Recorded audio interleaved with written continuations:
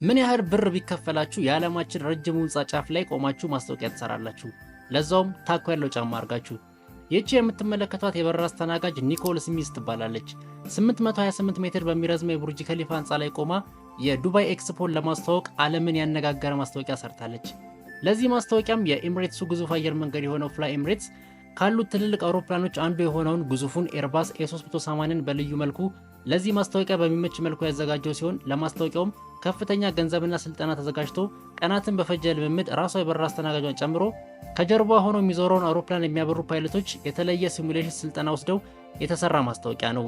በቀረጻው ወቅት ይህ ግዙፍ አውሮፕላን ቡርጅ ከሊፋን 11 ጊዜ የዞረው ሲሆን ኒኮል ስሚዝም ምንም አይነት የመደናገጥ ስሜት ሳይታይባት መልእክቶቿን በያዘቻቸው ወረቀቶች በሚገባ አስተላልፋለች። ይህ ማስታወቂያ በ2021 የተሰራ ሲሆን እስከዛሬ ከተሰሩ ማስታወቂያዎች ሁሉ በአነጋጋሪነቱና ቀልብ ያዥነቱ ወደር ያልተገኘለት ማስታወቂያ ነው። በነገራችን ላይ ኒኮል ስሚዝ የኤምሬትስ አየር መንገድ ሰራተኛ ሳትሆን ፕሮፌሽናል ስካይዳይቨር ስትሆን ምንም እንኳን ከፍታ ማትፈራ ቢሆንም በቀረጻ ወቅት ለሴፍቲዋ ሲባል የደህንነት ቀበቶ ከጀርባዋም ታስሮላት ነበረ። እናንተስ ህይወታችሁን የሚቀይር ብር ቢከፈላችሁ ይህን ማስታወቂያ ትሰሩት ነበር? መልሳችሁን ኮሜንቱ ላይ ያስቀምጡልኝ።